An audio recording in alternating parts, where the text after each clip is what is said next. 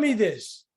If there's one thing that you could change about the criminal justice system, based on your experience, what would it be? What would you change? If you could change it overnight, what would you change? Man, I think that the one thing I would change is that everybody has fair representation.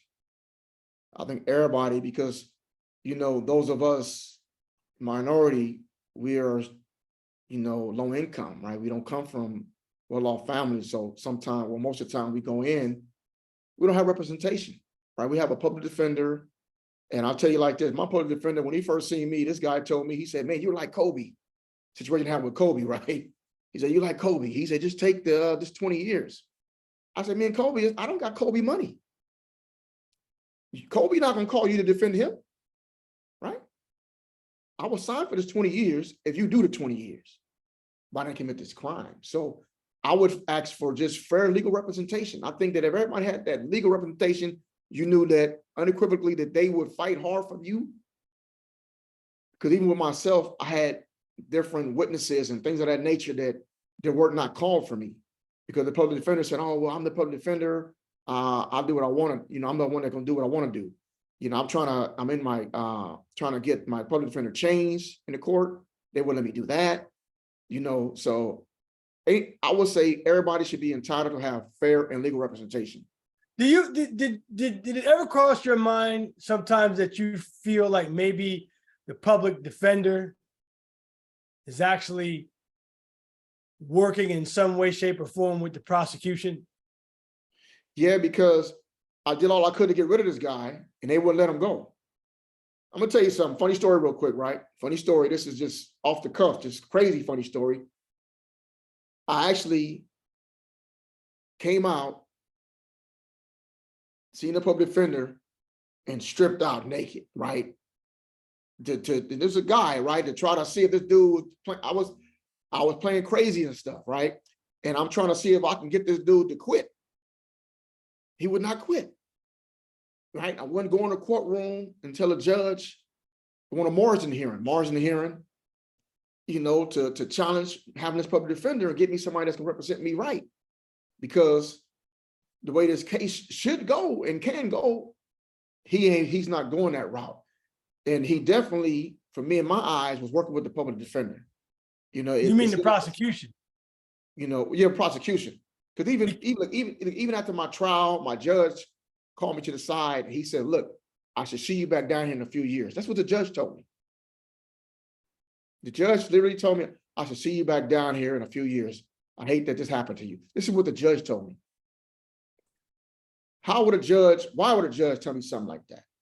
Right? And that's just, and I look back though, I just look back now being a man of faith and just saying, you know what? God was always looking out for me, because even a judge, like I said, he tried to give me the less sentence as possible. He didn't try to sentence me to everything I could have got. He didn't give me everything I could have got, because he ran everything concurrent, with the exception of once the DA said, no, you got to give him enhancements.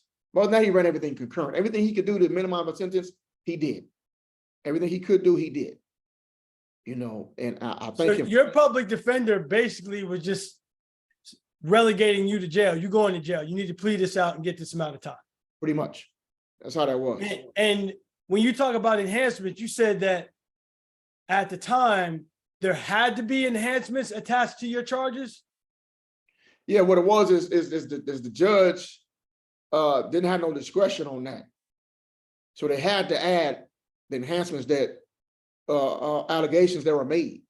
So like if somebody just said you had a gun, although you didn't have a gun, that's an allegation and it's an enhancement. And it's, I think it was 3, 7, and 10, right? 3 being low, 7 being mid, 10 being high term. So the judge said, okay, I will give you 1, because it actually was 10 allegations. So there was 10 enhancements. That's what made the initial sentence that I could have received life plus a couple hundred years, because of the enhancements, right? Life plus how much? A couple hundred years, because you figure it's 10 gun allegations, right? 10 gun allegations, life, 10 times 10, right? And then everything else.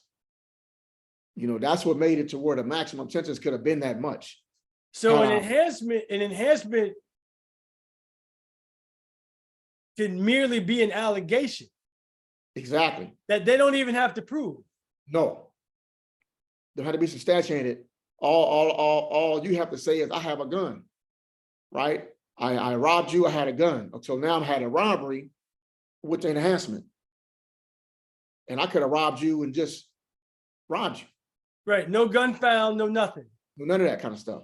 But that's just how the system is. And that's another thing that could be changed. But mainly I would go with just representation, because at the end of the day, representation is what it all comes down to, right? Because if you don't have somebody that's gonna go in there and fight for you, then you don't stand a chance. It don't matter who you are. But a minority representation we don't have, and you got a lot of individuals sitting inside that didn't know crime, but because of representation that was not adequate, they were sentenced, ultimately life sentences.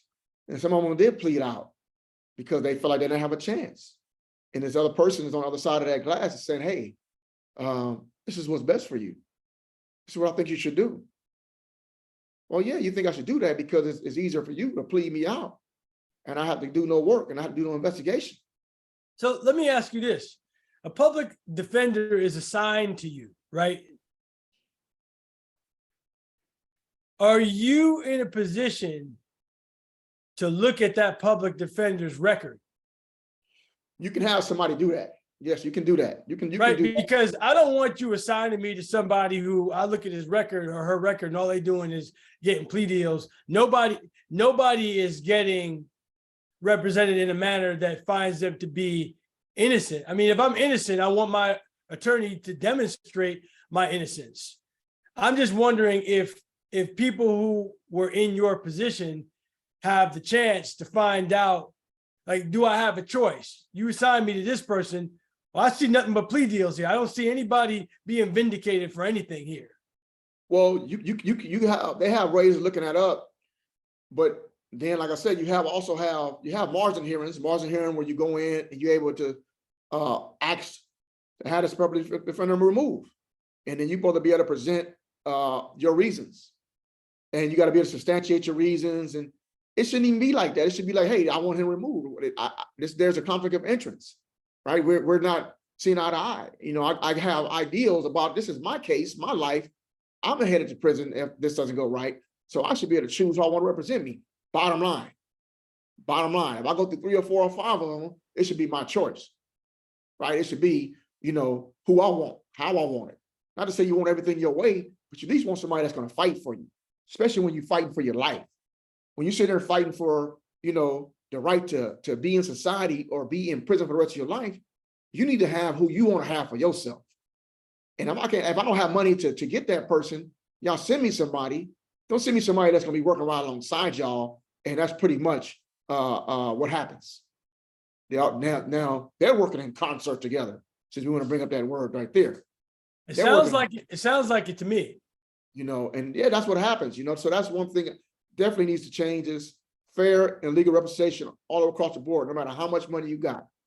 And whether you got Johnny Cochran or whoever you got, you should be able to have somebody that's going to say, hey, you know, I got your back. I believe what you tell me.